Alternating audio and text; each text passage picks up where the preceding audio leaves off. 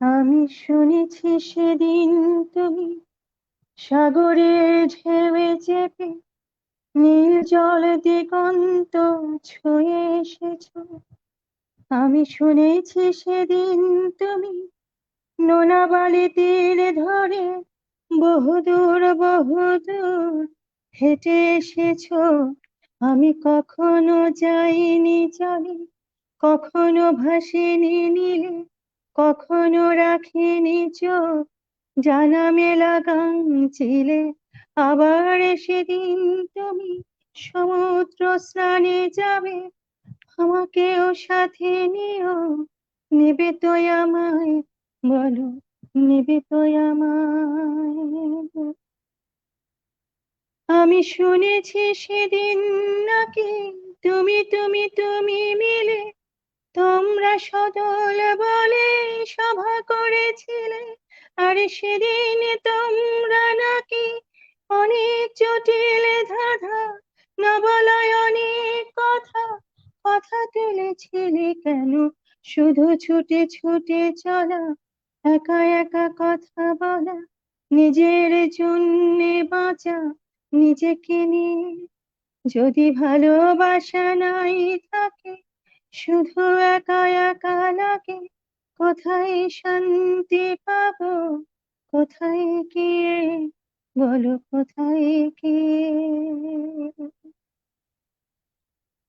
আমি শুনেছি সেদিন নাকি এখনো স্বপ্ন দেখো, এখনো গল্প লেখো, গানে গাও প্রাণ ভরে, মানুষের বাঁচা মরা এখনো ভাবিয়ে তোলে।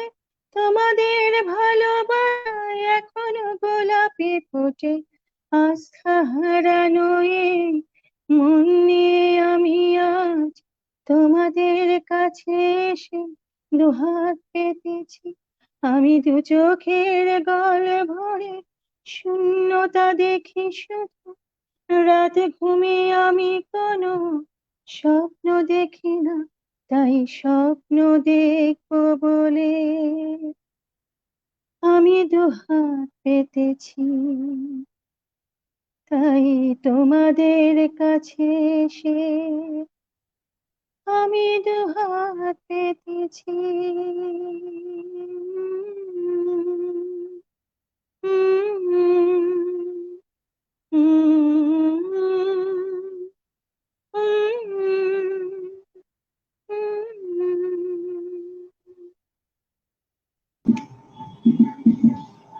সমাগত সুধীমণ্ডলী, পূর্বা প্রকাশনী নিবেদিত করোনাকালের সংসপ্ত 29তম পর্বে আপনাদের স্বাগত জানাই। আমরা মৌসুমী ভৌমিকের সেই বিখ্যাত গানটির মধ্য দিয়ে আজকের অনুষ্ঠানের শুভ সূচনা করেছি। আমাদের মাঝে ইতিমধ্যেই যুক্ত হয়েছেন বিশিষ্ট কণ্ঠশিল্পী প্রফেসর ডাক্তার আফরোজা মোমেন, তাকে স্বাগত জানাই। এবং কিছুক্ষণের মধ্যে যুক্ত হবেন নিউ ইয়র্ক থেকে বিশিষ্ট বাচিক শিল্পী এবং কথা সাহিত্যিক মনিজা রহমান। আশা করছি তিনিও কিছুক্ষণের মধ্যেই আমাদের স্ক্রিনে আমরা তাকে দেখতে পাবো।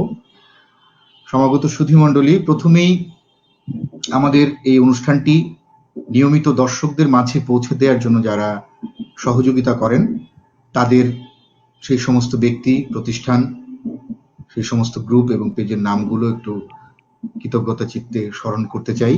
প্রথমেই পূর্বা প্রকাশনী, রোদ্দুর সাহিত্য পত্রিকা, সুমন জয়ী আরিয়ান, বাংলাদেশ আবৃত্তি সমন্বয় পরিষদ, কণ্ঠশীলন, আবৃত্তি প্রেমী, এসএসসি 96, এসএসসি 98, সংস্কৃতি সংবাদ, সাহা ফোরাম, মুক্ত বিহঙ্গ 360, টিএসসি দ্বিতীয় নিবাস, ইউনাইটেড লালমনিরহাট, হৃদয় লালমনিরহাট সহ অন্যান্য সংগঠন এবং পেজ। সেই সাথে কারিগরি সহযোগিতায় আমাদের সাথে সবসময় সহযোগিতা করেন নুরুজ্জামান নান্নু, মারুফ সিদ্দিকী এবং ইমরান ইমু। আমাদের এই অনুষ্ঠানের পেছনে ইমরান ইমু যুক্ত থেকে আমাদের এই অনুষ্ঠানটি পরিচালনা করছেন, তার প্রতিও অশেষ ধন্যবাদ এবং কৃতজ্ঞতা জানাচ্ছি। আমরা আপুর কাছে আসছি এই করোনাকালীন সময়ে আপু কেমন আছেন? যদিও এখন ব্যস্ততা বেড়েছে, আপু অনেকগুলো কাজের সাথে সামাজিক, সাংস্কৃতিক এবং তার তো প্রাতিষ্ঠানিক কাজ রয়েইছে। এছাড়াও তিনি হুম। অনেকগুলো বাড়তি কাজ করেন। এই করোনাকালীন সময়ে আমরা আসলে কেউই ভালো নেই। তার মধ্যেও আপু কেমন আছেন একটু জানতে ইচ্ছে করছে। হ্যাঁ, তো ওকে অনেক ধন্যবাদ। সবাইকে শুভ সন্ধ্যা। আহ আসলে খুব ব্যস্ত থাকি। যদিও করোনার সময় বলছে যে সবাই ঘরে থাকো ঘরে থাকো, কিন্তু আমাদের তো ঘরে থাকার উপায় নেই, আমাদেরকে কাজে বের হতেই হয়। তার মাঝখানেও শোভন যখন বললো, ওকে আমি শোভন ডাকি, বাদল সাহা শোভন, তো ওকে আমি আসলে বেসিক্যালি শোভন হিসেবেই চিনি। তো শোভন যখন বললো, আমি বললাম, আচ্ছা ঠিক আছে, আমি তো কাজের জন্য ঘরের বাইরে আছি, ঢাকার বাইরে আছি। তো আমার এখানে যা ফ্যাসিলিটিস আছে, আমার হারমোনিয়াম নাই, গানের বই নেই, কিছুই নেই। আমি খালি গলায় কিছু গান শোনাবো, তুমি যখন বলছো। তো জানি না কেমন হবে। আর আরেকটা প্রবলেম হয়, আমি একটু বলে রাখছি। আমি এর আগেও একটা লাইভ করলাম খুব শখ করে, কিন্তু এরপরে আমি আর লাইভ করতে চাই না, এই কারণে যে আমার মোবাইলটা কোনো ঝামেলা করছে, অথবা নেটওয়ার্ক থেকে কোনো ঝামেলা হয় কিনা আমি জানি না, ওয়াইফাই থেকে কোনো কিছু হয় কিনা। আর আমি গানটা গাচ্ছি, সেটা ভালোভাবে ডেলিভারি হচ্ছে না। ইভেন আমি যখন শোভনের কথা শুনছি এখন, শোভনের কথাটা আমার কাছে কেটে কেটে আসছে। এখন শোভনকে আমার কথাগুলো কেটে কেটে শুনছো নাকি ক্লিয়ার শুনছো, বা আমি যে গানটা করলাম সেটা কি ক্লিয়ার ছিল? আমি একদম পরিষ্কার শুনছি আপু, একদম পরিষ্কার শুনছি। তুমি শুনছো, কিন্তু আর অন্য যারা দেখছে, ইতিমধ্যেই অন্য যারা আমার দেখছে আমার তারা কি? হ্যাঁ, একদম পরিষ্কার শুনছি আপু। এবং ইতিমধ্যে আমাদের সাথে যুক্ত হয়েছেন বিশিষ্ট কথা সাহিত্যিক এবং বাচিক আচ্ছা, শিল্পী মনিজা রহমান। তাকে স্বাগত জানাই আপুকে। হ্যাঁ, আপুর কাছে ধন্যবাদ। আমরা আমিও আসবো। জানাচ্ছি। ধন্যবাদ সবাইকে।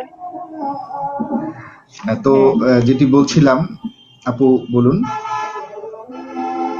আচ্ছা মনিজা, হ্যাঁ, খুবই সুন্দর। মনিজা দেখতে যেমন সুন্দর, তেমনই তার হাসি। না, আমার সবচেয়ে বেশি ভালো লাগে হচ্ছে মনিজা আপুর লেখা। লেখা নিয়ে আজকে কথা বলবো, তার আহ, হ্যাঁ, প্রকাশিত বই নিয়ে কথা বলবো। তো যেটি আচ্ছা আচ্ছা। বলছিলাম আর কি আপু, যে এই সময়টা তো আমরা হুম। সবাই খারাপ কাটছি।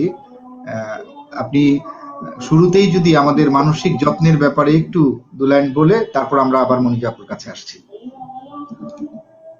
আচ্ছা শোভন, আমি একটু বলি, আমার মনে হয় আমার নেটওয়ার্ক খারাপ কাজ করছে। আমি তোমার কথা খুব কেটে কেটে পাচ্ছি। আই এম অ্যাফ্রেড যে আমার ওয়াইফাই লাইনটা ডিসরাপ্টেড হলে মোবাইল ডেটা দিয়ে ভালো হয় না। মানে আমি খুব হার্টেড হই যখন আমি আমার গান পরে শুনি, এটা কি আসলো। না তোমাদেরকে আমি কিন্তু ফিক্স আপনার দেখতে পাচ্ছি। আপনার কথা আপু আমরা খুব পরিষ্কার শুনছি, আপনার কথা পরিষ্কার আচ্ছা শোনা আচ্ছা, যাচ্ছে। ঠিক আছে। আচ্ছা ঠিক আছে।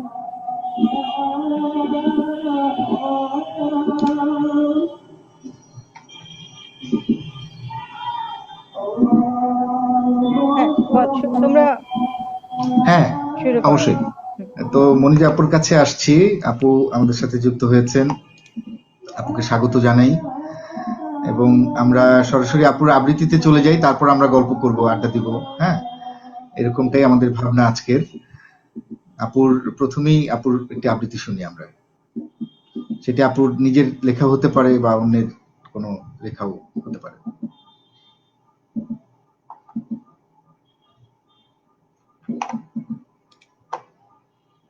আপু একটু আনমিউট করে নিতে হবে, মাইক্রোফোনটা একটু আনমিউট করে নিতে হবে। সবাইকে শুভেচ্ছা ও স্বাগতম। আপনারা এখন সন্ধ্যায়, আমি এখন সকালে ঘুম থেকে উঠলাম। তো আজকে আমাদের ছুটির দিন, রবিবার।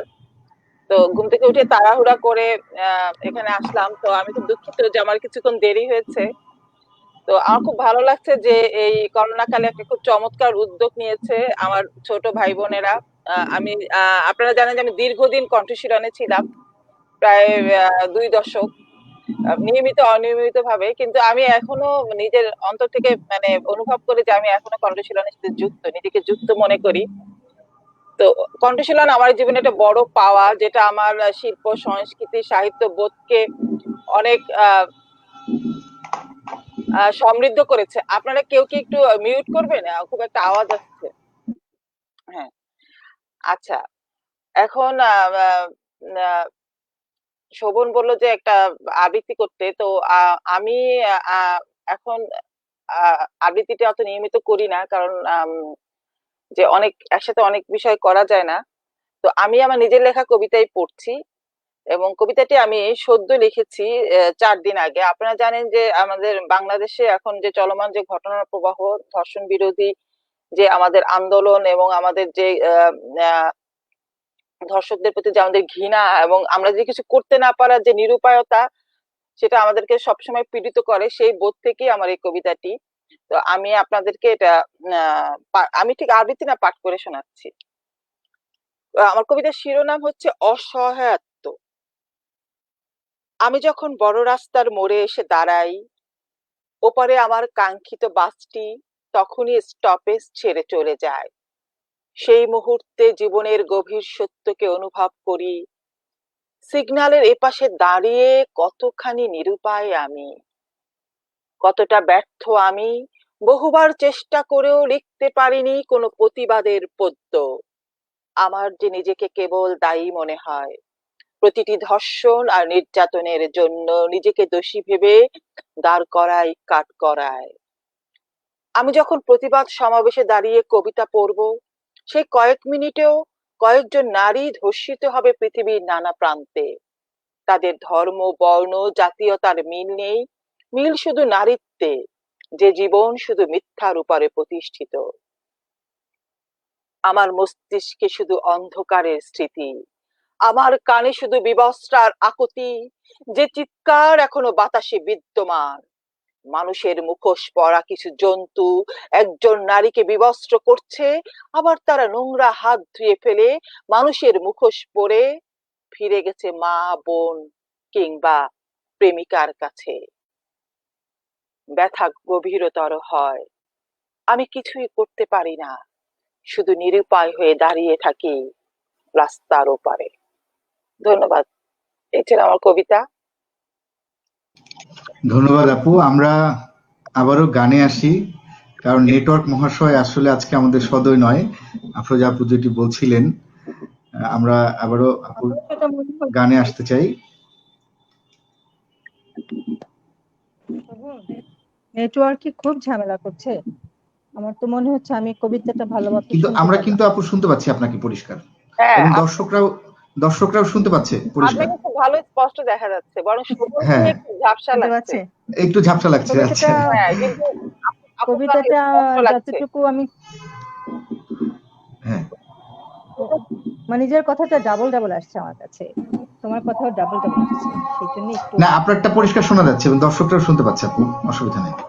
তো আমরা আচ্ছা আপনার ঠিক গানে আছে। চলে আসি। আচ্ছা, আমার নেটওয়ার্কে হ্যাঁ, তো আসলে ওর বুঝতে পেরেছে এখনকার সময়ে আমাদের মেয়েদের উপরে যে একটা আমরা যে অসহায় হয়ে আসছি সেটার উপরেই সে কিছু বলেছে। তো আমি পরিষ্কার শুনতে পেলে আর একটু ভালো লাগতো। তা আমি যেটা একটু বলতে চাই, একটা মেয়ের জীবনে আহ, মেয়ের জীবনে যেটা আসে, আমরা প্রথমে রবীন্দ্রনাথ বলেছেন যে আমার আহ, বাগানে যে ফুলটা ফুটে সেটা তোমার জন্যই আমি কল্পনা করে রেখে। প্রত্যেকটা মেয়ের কাছে তার জীবনের স্বপ্নটা অন্যরকম হয়।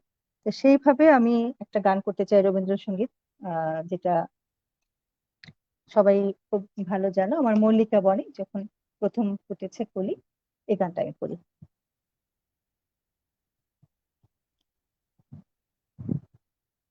তো তানপুরাটা নিয়ে নেই, সুর ধরাটা খুব কঠিন হয়, তাছাড়া এখন তো কিছুই নাই সাথে।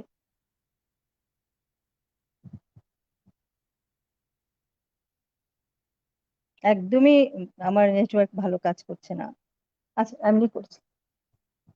আপু না হলে হুম, ইয়ে বের হয়ে গিয়ে আবার আসতে পারেন, দেখা যাবে তো অনেক সময় বের হয়ে গিয়ে আসলে হ্যাঁ, আবার। কথা কি শোনা যাচ্ছে আমার? সত্যি করে বলো তো, কারণ আমরা প্রোগ্রামটা খুব পরে। ভালো শুনতে পাচ্ছি, আমি খুব ভালো শুনতে আচ্ছা পাচ্ছি। আচ্ছা আপু আচ্ছা, ঠিক আপনি আছে। আমি হ্যাঁ মনের মধ্যে কোনো ই রাখবেন না, দর্শকরা খুব ভালো শুনছে, আমি হ্যাঁ, সেই এই সাড়া আচ্ছা পাচ্ছি। আচ্ছা, ঠিক আছে। আমার সেদিন এমন ভয় পাইছি আমি যে এত বাজে, এত সুন্দরভাবে আমি প্রোগ্রামটা অ্যারেঞ্জ করছিলাম, কিন্তু আমার নেটওয়ার্কের জন্য পুরো প্রোগ্রামটা কেটে কেটে আসছে। আমি আমি শুরু করছি। একটু আমার তানপুরাটা করতে দাও, আজান পড়ছে তো সেটার জন্য আমি একটু অপেক্ষা করছি। আজানের ব্যাপারটার জন্য একটুখানি। আজান শেষ হয়েছে?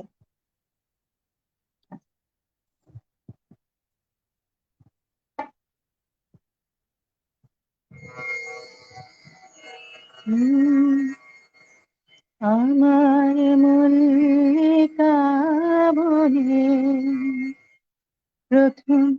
যখন প্রথম ধরেছে কলি আমার মল্লিকা বনে, তোমারই লাগিয়া তখনই বন্ধু বেঁধেছিল অঞ্জলি আমার মল্লিকা বনে, আমার মল্লিকা বনে যখন প্রথম ধরেছে কলি আমার মল্লিকা বনে, তখনও কোহেলি চলে সখা তরুণী উষার ভালে, শিশিরে শিশিরে অরুণ মালিকা উঠিতেছে ছলো ছলে আমার মল্লিকা বনে, আমার মল্লিকা বনে যখন প্রথম ধরেছে কলি আমার মল্লিকা বনে,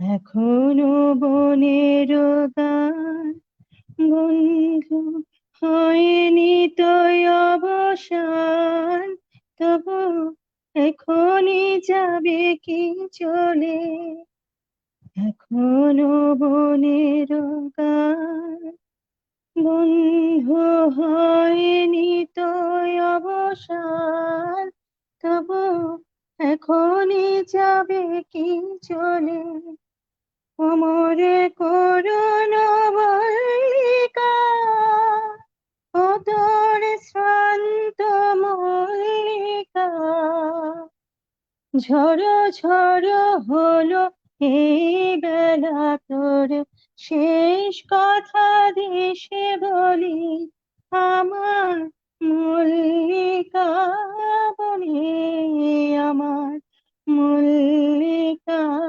বনে যখন প্রথম ধরেছে কলি আমার মল্লিকা বনে। ধন্যবাদ সবাইকে। ধন্যবাদ আপু, অসাধারণ অসাধারণ। আমাদের দর্শকরাও আশা করি মুগ্ধ হয়ে আপনার গান শুনছিলেন। সমাগত সুধীমণ্ডলী, আপনারা করোনাকালীন সংসপ্তক 29তম পর্বে আমাদের দুজন গুণী শিল্পীর উপস্থিতিতে আপনারা অনুষ্ঠান দেখছেন। একজন নিউ ইয়র্ক থেকে যুক্ত হয়েছেন বিশিষ্ট কথাসাহিত্যিক এবং বাচিক শিল্পী মনিজা রহমান, এবং আরেকজন যুক্ত হয়েছেন, তিনি অনেকগুলো বিশেষণে বিশেষায়িত। আমি শুধু বলতে চাই তিনি পেশায় একজন ডাক্তার এবং তিনি একটি বেসরকারি মেডিকেল কলেজের অধ্যক্ষের দায়িত্ব পালন করছেন, ডাক্তার আফরোজা মোমেন। দুজনের সরব উপস্থিতিতে আজকের অনুষ্ঠান আমরা এগিয়ে নিয়ে যাচ্ছি। এবার আবারও আসবো মনিজা রহমান, মনিজা আপুর কাছে আসবো তার পরিচিত কবিতা থেকে পাঠ করবার জন্য। আমি আরেকটি কবিতা করছি। কবিতাটি এটিও আমার লেখা। কবিতার শিরোনাম হচ্ছে যে আমার কোথাও যাওয়া হয় না। আমি কখনো কারো শত্রু হতে পারিনি। শত্রু হতে হলে মনের যে জোর লাগে কস্মিন কালেও আমার ছিল না। আমাকে শত্রু ভেবে যারা গুমরে মরেছে প্রকারান্তরে আমাকেই সম্মানিত করেছে তারা। আমি কখনো কারো আপন হতে পারিনি। মানব হৃদয় জয় করবার কৌশল আজীবনই অধরা থেকে গেছে আমার। ভুলো মনে আমি শুধু পারি দিনভর খুঁজে বেড়াতে, একটা খুঁজতে গিয়ে পুরনোটা পেয়ে যাই, আবার সেটা হারিয়ে নতুনটা খুঁজতে থাকি। এতখানি বৈরাগী মন নিয়েও আমি কখনো বাউল হতে পারিনি। আমার যে মাঝপথে গেলেই সবকিছু ভুল হয়ে যায়, পুরো শহর অচল করে দিয়ে ভাবতে থাকি ভাবতে থাকি আমার না কোথায় যাওয়ার কথা ছিল। এটুকুই। ধন্যবাদ আপু। আবারও আমরা গানে ফিরতে চাই। এবারে আমরা কি গান শুনবো আপু? আমি আমার একটা মৌলিক গান, নিজের লেখা একটা গান করি। অবশ্যই। দেখি কতজন পছন্দ করে। নিজের লেখা নিজের সুরে একটা গান, যদিও এখনো এটা রিলিজ হয়নি, সামনে রিলিজ হবে। কাজ চলছে। তো এটা আমার নিজের লেখা নিজের সুর। তো লোকজন কিভাবে একসেপ্ট করে আমি জানি না। আমি গাচ্ছি আমার মনটা দিয়ে, একটু রোমান্টিক গান। কথা মাঝখানে মাঝখানে ভুলে যাব। তো যাই হোক, যতটুকু পারি করবো, তারপর অন্য একটা গানে চলে যাবো।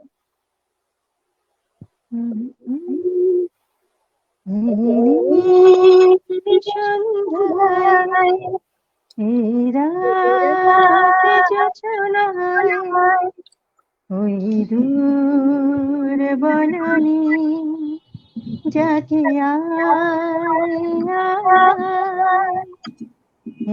নীল সন্ধ্যায় রাতে যোছনায় ওই দূর বনানী যাকে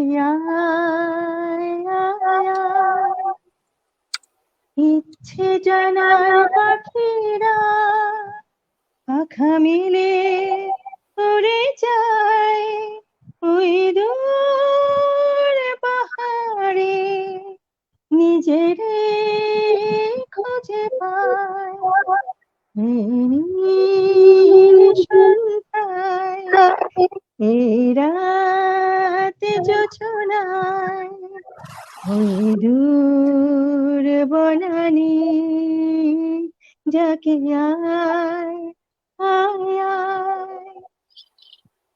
তুমি যাবে কি সেই দেশে যেখানে অধিমেশে ফোটে ফুল বনান্তে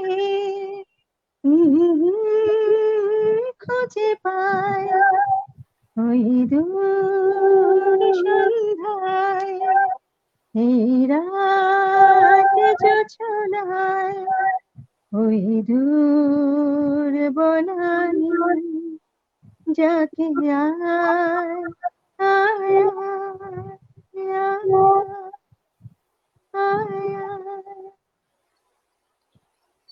চলবে তো গান? ধন্যবাদ আপুকে। যেমন আপুকে অনুরোধ করছি, যেমন কথা তেমন সুর, খুবই চমৎকার। আপু অনেক সব্যসাচী মানুষ। আমি না আমার অসাধারণ। কথা, তবে আপুকে অনুরোধ করব, হ্যাঁ আপুর দুটো ডিভাইস একসাথে, দুটো ডিভাইস চলছে, দুটো মোবাইল বোধহয় একসাথে চলছে, যে কারণে একটা প্রতিধ্বনি শুনতে পাচ্ছি আমরা। না, ওই মোবাইলের সাউন্ড আমি মোবাইলটাই বন্ধ করে দিচ্ছি, অসুবিধা নেই। এখন কি ঠিক আছে? একটা বন্ধ করলেই, হ্যাঁ এখন পরিষ্কার আছে আপু, একদম ঠিক আছে। আচ্ছা আচ্ছা, আমরা আবারও ঠিক আছে। মনিজা আপুর কাছে আসি। মনিজা আপু সব্যসাচী, আমরা জানি আস্তে আস্তে তার আমরা গুণের পরিধিটা আমরা জানবো সবাই। মনিজা আপু খুব ভালো লেখেন। আমি একটা কথা বলতে পারি? হ্যাঁ অবশ্যই। মনিজের সাথে কোলাবোরেশন করে মনিজা এটাকে আমরা করতে পারি। তার সে যতই কালো হোক, দেখেছি তার কালো হরিণ চোখ। তুমি কবিতাটা করলে, আমি একটু গানটা করলাম, একসাথে একটু কোলাবোরেশন করে। শোভন করতে পারে, শোভন তো আবৃত্তিকার। না না, পুরুষ কণ্ঠে ভালো লাগে। শোভন পুরুষ কণ্ঠে ভালো গান করে, শোভনও তো গান করে। আচ্ছা, তোমারটা আগে হোক, চেষ্টা করি। তার আগে মনিজা আপুর একটু গল্পটা শুনি, যে মনিজা আপু লেখালেখি করছেন এই করোনাকালীন সময়ে, আসলে লেখালেখি চর্চা কেমন চলছে, এবং সামনে আমরা জানি যে সামনে অমর একুশে গ্রন্থমেলা 2021 নিয়ে তার পরিকল্পনা কি, এগুলো নিয়ে খুব সংক্ষেপে যদি দর্শকদের উদ্দেশ্যে একটু বলতেন। তারপরে আমরা আপুর আবৃত্তিতে যাব। আমি বুঝি নাই, আমি না তোমার আমি খুব কষ্ট পাচ্ছি যে আমি কিন্তু কথা একদমই শুনতে পাচ্ছি না, মানে কেটে কেটে আসছে। আমি বুঝলাম না আমার এত ঝামেলা হচ্ছে কেন। আচ্ছা আমরা আবার বলো। আপুর এখন সরি। লেখালেখি নিয়ে আমরা একটু তার ভবিষ্যৎ আমাকে আমাকে পরিকল্পনা বলছো তো না, জানবো। মনিজা হ্যাঁ মনিজা আপু, হ্যাঁ আচ্ছা হ্যাঁ হ্যাঁ একদম। আমি আচ্ছা। মনিজা আপুর কথা শুনে আবার আমরা আবৃত্তিতে যাব। আপু যেটা বললেন কৃষ্ণকলি হ্যাঁ তারে আচ্ছা আমি বলি, হ্যাঁ হ্যাঁ, ওটাতে ওটা যাব। ওটা শুনবো, খুব ভালো হবে। ঠিক আছে ঠিক আছে শুনি। আচ্ছা। আহ, আহ, আপনারা জানেন যে আমি আমি নিউ ইয়র্কে থাকি, এবং করোনা যখন শুরু হয়, করোনা যখন আহ, আহ, প্রথম ব্যাপ্তি লাভ করে, তো করোনার আদি এপিক সেন্টার ছিল হচ্ছে উহান, চীনের একটি শহর। তারপর এটা ইটালিতে যায়, ইটালি এপিক সেন্টার ছিল, এবং এরপর নিউ ইয়র্কে আসে, এবং নিউ ইয়র্ক এর মধ্যে নিউ ইয়র্ক সিটি, এবং নিউ ইয়র্ক সিটির মধ্যে কুইন্স কুইন্স ছিল হচ্ছে, আমরা যারা বেশিরভাগ বাংলাদেশিরা আমরা কিন্তু কুইন্সে বাস করি, তো আমরা সবচেয়ে দীর্ঘদিন করোনা মহামারীর কেন্দ্রস্থলে ছিলাম। এবং এটা যে কেমন একটা ভয়ঙ্কর অভিজ্ঞতা, যেটা আসলে বলে বোঝানো যাবে না। কারণ আপনারা দেখেছেন যে বাংলাদেশিরা অনেকেই আমেরিকায় মারা গিয়েছেন, এবং যত বাংলাদেশি মারা গিয়েছেন তার 90 ভাগই মারা গিয়েছেন আমাদের এই এলাকায়। কারণ আমি আগেই বলেছি যে বাংলাদেশিরা বেশিরভাগই নিউ ইয়র্ক সিটির কুইন্স এলাকায় ছড়িয়ে থাকেন, কারণ কুইন্স হচ্ছে এমন একটা এলাকা যেখানে এশিয়ানরা বাস করতে নিরাপদ বোধ করে, বা পছন্দ করে, যেহেতু তার দেশি স্বদেশীরা অনেকেই এখানে থাকেন। তো আমরা মার্চ, এপ্রিল, মে, জুন এই কয়েকটা মাস একদমই গৃহবন্দী ছিলাম, মানে যেটা আক্ষরিক অর্থে গৃহবন্দী, আমরা কোথাও যাইনি, এমনকি জানালাটা যে খুলবো সেই সাহসটুকু ছিল না, ময়লাটা যে ফেলতে যাব সেটাও রাতের অন্ধকারে যেতাম, এইরকম একটা অবস্থা গিয়েছে। এবং দেখা যাচ্ছে যে আমাদের পরিচিত কেউ বাজার করে দিয়ে যাচ্ছে, আমরা হয়তো জানালা দিয়ে নিচ্ছি, আমি একতলায় থাকি। তো এইভাবে আমার দিনগুলো কেটেছে, আমরা সারাক্ষণই সিএনএন এর দিকে মানে সিএনএন খুলে বসে থাকতাম যে কি একটু আশার আলো, একটু সুখের খবর, মানে আমরা ছিলাম অনেকটা ডুবন্ত মানুষের মতো, যে একটু খড়কুটো ধরার আশায় বসে থাকতাম। তো খুব ভয়ঙ্কর সময় গিয়েছে। হুম এবং ওই সময় আমি কিছু লেখার চেষ্টা করেছি, কিন্তু আসলে ওইভাবে লেখা আসেনি, কারণ আহ, মানসিক বিপর্যস্ত অবস্থার মধ্যে লেখালেখিটা হয় না, আপনারা জানেন। তারপর আস্তে আস্তে আমরা এটা অভ্যস্ত হতে শুরু করেছি। এখানে খুব ভালো নেতৃত্ব দিয়েছেন আমাদের গভর্নর এন্ডুকুমো, এবং কিছুটা মেয়র বিল ডি ব্লাজিও, তারা আমাদেরকে অনেক সহায়তা করেছেন। বিশেষ করে আর্থিক বিষয়ে এমন চিন্তা করতে হয়নি, সরকার থেকে আমাদেরকে আর্থিক বিষয়ে অনেক সহায়তা করা হয়েছে, এমনকি বাড়িতে বাড়িতে খাবারও পৌঁছে দেওয়া হয়েছে। তো আমি খুব কৃতজ্ঞ। কিন্তু আমাদের ফেডারেল সরকার, বর্তমান যে প্রেসিডেন্ট ডোনাল্ড ট্রাম্প, সেই অর্থে তেমন কোনো সাহায্য করেনি, বিশেষ করে নিউ ইয়র্ক সিটির মানুষের ক্ষেত্রে, যেহেতু নিউ ইয়র্ক সিটিতে কখনই রিপাবলিকান পার্টি বা ডেমোক্রেট সবসময় জয় পায়, এবং ডোনাল্ড ট্রাম্প এখানে সবসময় মানে খুব বাজেভাবে হারে। তো ওই সময়টা আমরা কাটিয়ে উঠে, কিন্তু আমি হয়তো শোভন জানে কিনা জানি না, আমি এখানে একটা স্কুলে শিক্ষকতা করি। কারণ আসলে হয়েছে কি, যে বাংলাদেশি যে লেখালেখি কিংবা যে চর্চাগুলো, এটা আসলে আমেরিকা তো আমি কোনো আর্থিক মানে বেনিফিট নাই। আমি বাংলাদেশে যখন ক্রীড়া সাংবাদিক ছিলাম, আমি একটা ভালো অঙ্কের বেতন পেতাম, যেটা দিয়ে আমি খুব ভালোভাবে চলতে পারতাম। কিন্তু এখানে যদি আমি কোনো পত্রিকার সাথে যুক্ত থাকি, সেভাবে কোনো মানে বেনিফিট নাই, কারণ এখানকার পত্রিকা মিডিয়া গুলো হচ্ছে পুরোটাই হচ্ছে বাংলাদেশি কমিউনিটি কেন্দ্রিক, এবং বাংলাদেশি কমিউনিটি তো খুব বেশি বড় না, মানে নিউ ইয়র্কের তুলনায় খুবই ছোট। আমরা তো মূলধারার টিভি চ্যানেল বা মিডিয়ার সাথে যুক্ত হতে পারিনি, বা পত্রিকার সাথে যুক্ত হতে পারিনি, হুম কারণ আমেরিকার একটা পত্রিকা বা একটা টিভি চ্যানেলে চাকরি করা একটা বিশাল বিশাল বিরাট ঘটনা। এবং আমরা এই বয়সে এসে সেরকম ফ্লুয়েন্ট ইংরেজি বলা, সেরকম জ্ঞান ধারণ করা, সেই দেশের সংস্কৃতি, ইতিহাস, রাজনীতির উপরে, যেটা অনেক বিরাট চ্যালেঞ্জিং ব্যাপার। তবে আমরা না পারলেও আমাদের পরের জেনারেশন, আমাদের সন্তানেরা পারছে এবং করছে, হুম যেটা খুব আশার কথা। তো আমি এখানে একটা স্কুলে সহকারী শিক্ষক হিসাবে কাজ করি। তো আমি বাসা থেকে মানে রিমোট লার্নিং সিস্টেমে ছাত্রদের পড়িয়েছি সেই করোনার সময়, এবং সামার স্কুলও করিয়েছি। তো গত 8 সেপ্টেম্বর থেকে আমি আবার স্কুলে যাওয়া শুরু করেছি। তো এটা অবশ্যই খুবই একটা এখন আতঙ্কের কারণ, যে স্কুল শুরু হওয়ার পর অনেক স্কুল আবার বন্ধ হয়ে গিয়েছে, করোনা আবার দ্বিতীয় একটা ওয়েভ আসার পরে। এবং আমাদের স্কুলটা এখনো খোলা আছে, এবং আমাদের স্কুলটা প্রি স্কুল হচ্ছে 3 থেকে 5 বছর বয়সী বাচ্চাদের। হুম তো আমরা খুব মানে চ্যালেঞ্জ নিয়ে কাজ করে যাচ্ছি। আমি প্রতিদিন স্কুলে যাচ্ছি সকালে এবং দুপুরে ফিরছি বাসে। বাসটা হচ্ছে দেশে মানে পাবলিক ট্রান্সপোর্ট স্বাভাবিকভাবে হচ্ছে যে অনেক করোনা সংক্রমণের একটা বিরাট ঝুঁকি থাকে। তারপরও বাসে বা যেকোনো জায়গায় এখানে মাস্ক পরাটা একদম বাধ্যতামূলক। মাস্ক না পরলে যেকোনো সময় মানে জরিমানা কিংবা গ্রেপ্তারও হতে পারে। বেশি মানুষ গেট টুগেদার এগুলো গ্রেপ্তার হওয়ার ঘটনা ঘটছে। তো এই নতুন জীবনে করোনাকালীন জীবনে যেটা অ্যান্থনি ফসি এখানকার একজন সবচেয়ে শীর্ষ আমেরিকার যে ভাইরাস বিশেষজ্ঞ অ্যান্থনি ফসি বলেছিলেন যে করোনা উত্তর পৃথিবীর কোনো কিছুই থাকবে না আগের মতো। তো কোনো কিছুই আগের মতো নাই। দেখুন আমরা আগে মাস্ক পরা কোনো মানুষ দেখলে মানে মানে খুব হাসতাম বা বিস্মিত হতাম। এখন আমরা কেউ মাস্ক না পরলে এখানে সবাই মনে হয় যেন তাকে ধাওয়া করে, মানে তার দিকে খুব রাগান্বিত দৃষ্টিতে তাকায়। এবং আমরা যখন স্কুলে থাকি পুরোটা সময় আমরা বাচ্চাদের সাথে যখন থাকি পুরোটা সময় মাস্ক পরে রাখি। এটা একটা বিরাট কষ্টের ব্যাপার, কারণ আপনি 8 ঘন্টা 7.5 ঘন্টা 8 ঘন্টা একটা বাচ্চা শিশুর সাথে কাটাচ্ছেন, পুরোটা সময় মাস্ক পরে আছেন। যখন বাচ্চাটা স্কুল থেকে চলে যায়, আমরা যখন বাসে উঠে যাই তখন হয়তো যখন টিচাররা কথা বলে তখন একটু ডিস্টেন্স রেখে হয়তো মাস্কটা পরে একটু দম নেই। এই হলো অবস্থা। তো আমি চেষ্টা করছি যে এটা শোভন জানতে চাইলো যে এই যে আমার নতুন জীবন, নতুন যেটা আমরা কেউ প্রত্যাশা করিনি, আসলে পৃথিবীর কেউ করোনা কি হবে এটা কেউ জানতো না। মানে এটা পুরো পৃথিবীর জন্য নতুন ঘটনা, কারণ এটা প্রতি 100 বছরে একবার হয়। প্রত্যেকের জন্য এটা একটা বিরাট চ্যালেঞ্জ, বিরাট একটা নতুন মানে বিস্ময় যে মানে একটা মহামারীর অভিজ্ঞতা। এটা আসলে সবার জীবনে হয় না, এটা একটা ঘটনা। তাই সেই মহামারীর অভিজ্ঞতায় আমি টুকরো টুকরো যে বিভিন্ন অনুভূতি আমার দেখা এবং আমার কাছের মানুষদের জীবনে যে ঘটনাগুলো ঘটেছে সেগুলো আমি মাঝে মাঝে চেষ্টা করি লিখতে। যেমন ছুটির দিনে, আজকে আমার ছুটি, সেরকম দিনে কিংবা কাজ থেকে ফিরে সন্ধ্যাবেলা কিছুক্ষণ লেখার চেষ্টা করি। তো ইচ্ছা আছে যে একটা গল্প সংকলন বের করার 21শে বইমেলায়। তো আমি জানি না, কারণ 21শে বইমেলাটা এবার আগের মতো মানে জমজমাট ভাবে হবে কিনা বাংলাদেশে। আর এখানেও এবছর যেটা হলো ভার্চুয়াল বইমেলা, ভার্চুয়াল বইমেলাটা আসলে কিছুই না, মানে এটা দুধের স্বাদ ঘোলে মেটানোর মতো না, তার চেয়েও কম। আমার মনে হয় যে আসলে আমরা জানি না বই কোথায় পাওয়া যাবে। একদম তাহলে একদম আমি আশা করছি যে বইটা বের হবে এবং সবকিছু স্বাভাবিকভাবে ভ্যাকসিন আবিষ্কার হবে এবং আমরা করোনা উত্তর স্বাভাবিক জীবনে ফিরে যাবো। আমরা অশেষ আবার শুভ থেকে বলবো। আমরা অশেষ শুভকামনা জানাই এবং আমরা সেই প্রত্যাশা এবং সেই প্রতীক্ষায় রইলাম সেই বইটি পড়বার জন্য।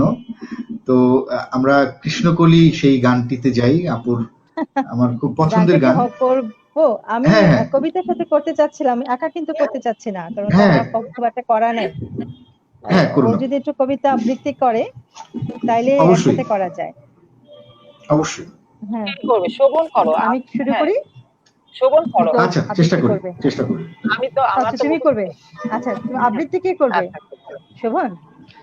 আচ্ছা আমি চেষ্টা করছি। শোভন করবে। আচ্ছা হ্যাঁ, এই হুম, আমি মিউট করে দিচ্ছি।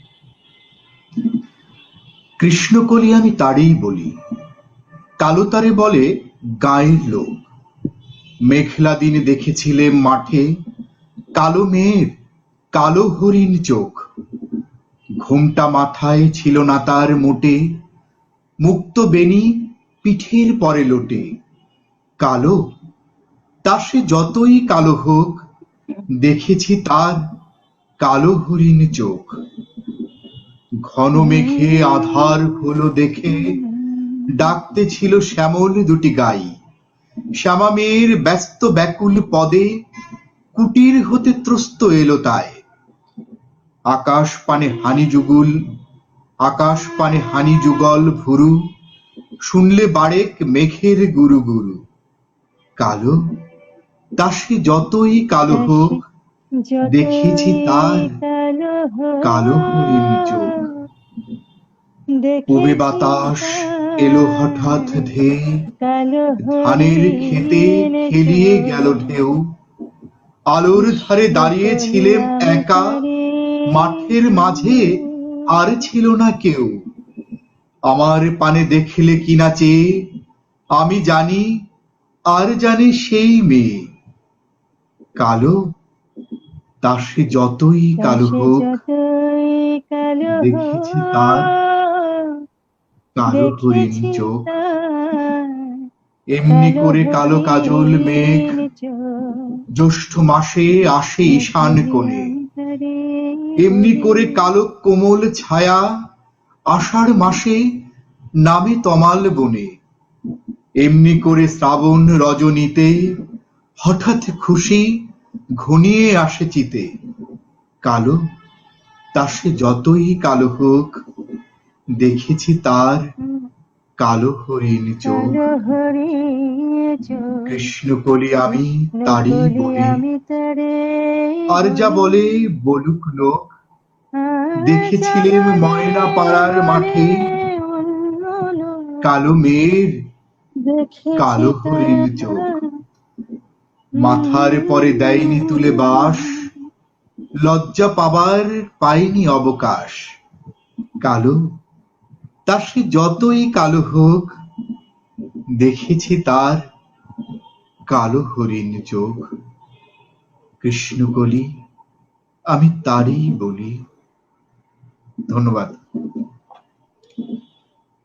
বাহ, সুন্দর আবৃত্তি।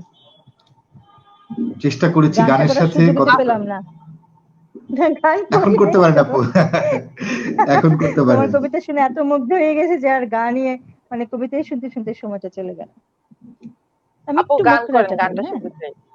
হ্যাঁ, অবশ্যই। কৃষ্ণ কলি আমি তারে বলি, কৃষ্ণ কলি আমি তারে বলি।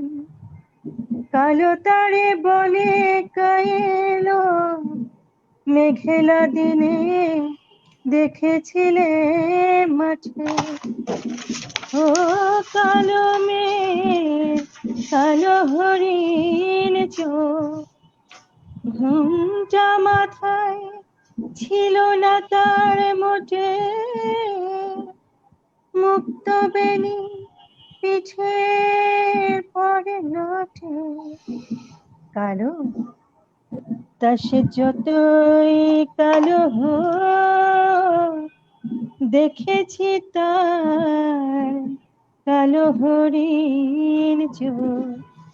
কৃষ্ণ কলি আমি তারে বলি। এটুকুই থাক।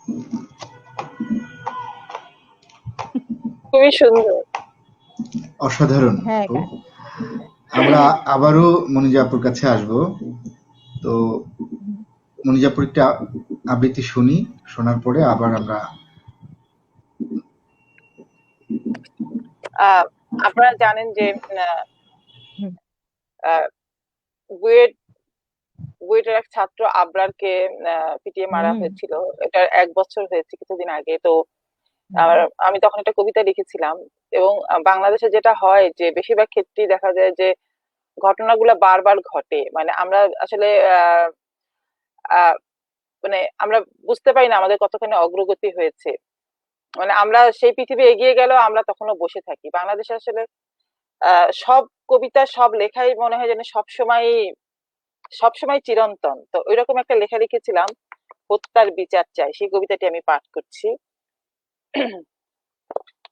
বহুকাল আগে কোনো পড়ন্ত দুপুরে ঝাপসা হয়ে যাওয়া দেয়াল লিখনে পড়েছিলাম, হত্যার বিচার চাই।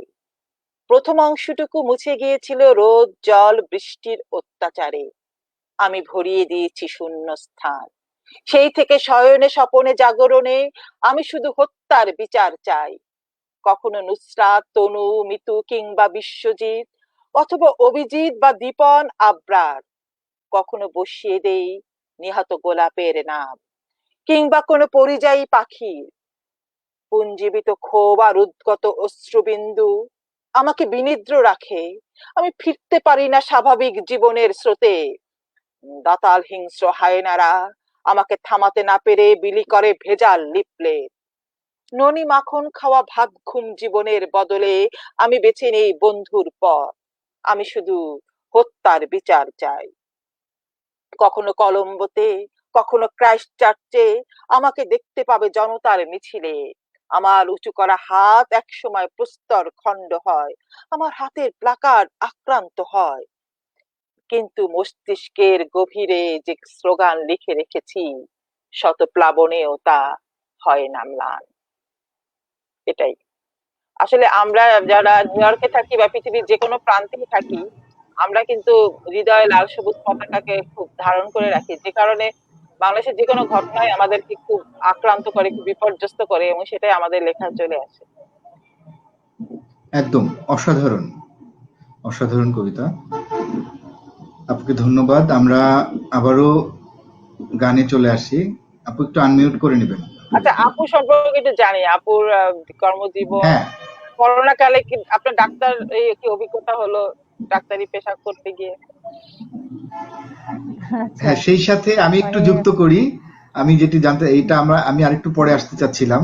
আমরা এর সাথে আরেকটু যুক্ত করতে চাই, আমরা করোনাকালীন সময়ে জানি সবাই শারীরিক স্বাস্থ্যের একটি বিশেষ বিশেষ যত্ন নিচ্ছি। এর পাশাপাশি মানসিক স্বাস্থ্যেরও একটু যদি আমরা যত্নের ব্যাপারে একটু দিক নির্দেশনা আপনার কাছ থেকে পাই, আমার মনে হয় অবশ্যই। দর্শকদের অনেক কাজে লাগবে। আপু। আচ্ছা আচ্ছা মানসিক শান্তি যেটা অ্যাকচুয়ালি এটা মানে সাইকোলজিস্টরাই বলে। তো আমরা আহ, যেটা যতটুকু পারি আমাদের সাইড থেকে, তো আমরা যেটা বুঝি যে মানুষ টেনশনে থাকলে, অতি টেনশনে থাকলে মানুষের স্বাভাবিক কার্যক্রম এমনি নষ্ট হয়ে যায়। মানুষ কাজ করতে পারে না, অনেক কিছু চিন্তা ভাবনা করতে পারে না, রেগে যায়, ক্রোধ হয়, হ্যাঁ অন্যায় করে, কিছু আনইউজুয়াল কাজগুলো করে যেগুলো সাধারণত সে করতো না, একটা কারোর সাথে মিশতে চায় না। এই সবকিছু হচ্ছে অতি টেনশনের জন্য, কারণ আমরা সবসময় নিউজ পাচ্ছি যে এতজন মারা যাচ্ছে, এতজন অ্যাটাক হচ্ছে, এতজন করোনা আক্রান্ত করেছে। তার সাথেও সমাজের যে অবক্ষয়, তার যে কবিতার মধ্যে আসছে যে 1 বছর আগে আমরা মারা গেল, আমার মেয়েও বুয়েটে পড়ে, তো ও খুব হার্টেড হয়েছিল যে ও শেষ করেছে পড়া, তো বলছিল যে আমার বুয়েটের এই অবস্থা। তো সেরকম এইসব ঘটনার সাথে যখন আরো কিছু ঘটনা আসে, আমাদেরকে আমরা যে স্কুইজ হয়ে যাই, স্বাভাবিক উম, থেকে আরো অস্বাভাবিক হয়ে যায়। তো সেই জন্য যেটা আমরা বলি যে নিউজ তো আমাকে শুনতেই হয়, আমি শুনতে না চাইলেও আমার কলিগ হয়তো বলছে আজকে এতজন অ্যাটাক হয়েছে, বা আমাদের আজকে অমুক কলিগ মারা গেছে, বা আমার আত্মীয় মারা গেছে, আমার মা অসুস্থ, আমার জন্য দোয়া করবেন তার জন্য। এই ধরনের অনেক অনেক রকম সবার জীবনে আসছে। সমস্ত ফ্যামিলি থেকে একজন একজন এফেক্টেড হচ্ছে, আমরা হারাচ্ছি আমাদের প্রিয় মানুষকে। তো এইসব আমরা অ্যাভয়েড করতে পারছি না। আজকে 7 মাস হয়ে গেল আমরা কিন্তু একই রকম ভাবে এই, কষ্ট নিয়ে চলছি। আবার তার মাঝখানে আমরা চাচ্ছি যে কিছু একটা করি, বের হয়ে আসতে চাচ্ছি। তো তার জন্য এই যে এই লাইভ গুলো আসছে এখন, আমি ফেসবুকটা ওপেন করলে অজস্র লাইভ দেখতে পাই। আমি মাঝে মাঝে খুব সুন্দর করে বসে বসে দেখি, অন্তত কিছুক্ষণের জন্য আমার মনটা একটু অন্যদিকে চলে যায়। তো এই মানসিক আহ যেটা প্রশান্তি, শান্তি, হাজার কষ্টের মাঝখানে আমাদের কি নিজেদেরকে করে নিতে হবে। আমাকে কেউ এখন সাপোর্ট দিবে মানসিক ভাবে এটা আমি আশা করব না, কারণ প্রত্যেককেই কিন্তু এই যন্ত্রণার মধ্যে আছে। যে আমি আছি একা তা কিন্তু না, আমি আছে, আমার চারপাশে সবাই কিন্তু একই ভয়ে ভীত সন্ত্রস্ত, তার ফ্যামিলিতেও ঝামেলা হচ্ছে। তাহলে আমার মনের শান্তিটা আমাকেই করে নিতে হবে, সাহস করতে হবে। স্বাস্থ্যবিধি মেনে চললে আমরা জানি যে আমরা বেঁচে থাকতে পারবো। তারপর আমরা কিন্তু এখনো বলতে পারছি না যে করোনা কোথা থেকে আসছে, কিভাবে ছড়াচ্ছে, আমরা শুধু ধারণা করছি, সেভাবে নিজেকে প্রোটেক্ট করে রাখছি। তো তাও বলতে পারি না। এমন একজনকে অ্যাটাক করলো যে আমরা ধারণাই করতে পারিনি যে তাকে কিভাবে ধরলো, তাই না? তো তার জন্য যেটা হবে যে সবকিছুর মাঝখানে আমাদেরকে একটু গান শুনতে হবে, একটু আনন্দ করতে হবে। আমরা ডিস্টেন্স মেনটেন রেখে যেভাবে লাইভ গুলোতে আসি, এই যে 1 ঘন্টা আমি কিন্তু অনেক কিছু ভুলে আছি, মনিজের সাথে পরিচয় হলো। আর যত বেশি মানুষের সাথে আমরা পরিচিত হব না, তত আমাদের টেনশনটা কমবে, আমরা তার খবরটাও, তার দুঃখটাও জানবো। তো এই এই প্রোগ্রাম গুলা মানে চালু থাকা উচিত। সোশ্যাল ডিস্টেন্স আছে কিন্তু সোশ্যালিটিটা বাড়ছে আমাদের, এটা আমি দেখছি যে সোশ্যাল ডিস্টেন্স, আমরা হয়তো বা যাচ্ছি না বাইরে, কোথাও কারো বাসায় বেড়াতে যাচ্ছি না, কিন্তু আমরা এই ইন্টারনেটের যুগে, আমি ফেসবুক বলো বা যেটাই বলো, আমরা কিন্তু অনেক বেশি কাছে আসছি, চিনছি মানুষকে। এটা হয়তো করোনা আসলে হতো না। তো এইগুলো আমাকে করতে হবে, এসব করতে হবে। এক্সারসাইজ বলে যে অনেকেই বলছে এক্সারসাইজ করেন, একটু হাঁটাহাঁটি করেন, নিজের ঘরে কাজ করেন, এসব হচ্ছে কথার কথা। মানুষ যখন টেনশনে তখন থাকে, তখন এক্সারসাইজটাও তো ভালো লাগে না, খাওয়াটাও ভালো লাগে না। কিন্তু আমি অ্যাসিওর করতে পারি, ভুলে থাকতে পারি, এই গান বাজনা, একটু সাংস্কৃতিক, একটু লেখালেখি, একটু মুভি দেখা, একটু মানুষকে সেবা করা, একটু মানুষকে, এসব দিয়ে কিন্তু আমরা ভালো থাকতে পারি, শান্তি পেতে পারি। আমি এটুকু বুঝি আর কি। ধন্যবাদ আপুকে। মনিজা আপু এখন কি যুক্ত করতে চান একটু? আমার মনে হয় আড্ডাটা জমে উঠেছে আমাদের এখন। হ্যাঁ, মনে যে হ্যাঁ, কিছু আপু বলবেন। যেটা বললেন জি। আমি খুব চেষ্টা করেছি, কারণ এই করোনা কালে আমার দিন শুরু হতো এরকম একটা লাইভ অনুষ্ঠান দেখে। সকালবেলা হুম, মোবাইলে চার্জ দিয়ে মোবাইলটা ওপেন করে লাইভটা রেখে মানে কাজ করতাম। মনে হতো যে আমি একা না, আমার সাথে চারপাশে আর অনেক মানুষ আছে। আমাকে কখনো হুম, বিচ্ছিন্ন দ্বীপের বাসিন্দা মনে হতো না, যেহেতু আমরা সোশ্যাল ডিস্টেন্সিং এর কারণে আমরা কারোর সাথে মিশতে পারতাম না। এবং আপা যেটা বলেছে যে আসলে আমরা দেখা যেত আমরা বন্ধুরা প্রায়ই ভার্চুয়ালি আড্ডা দিতাম।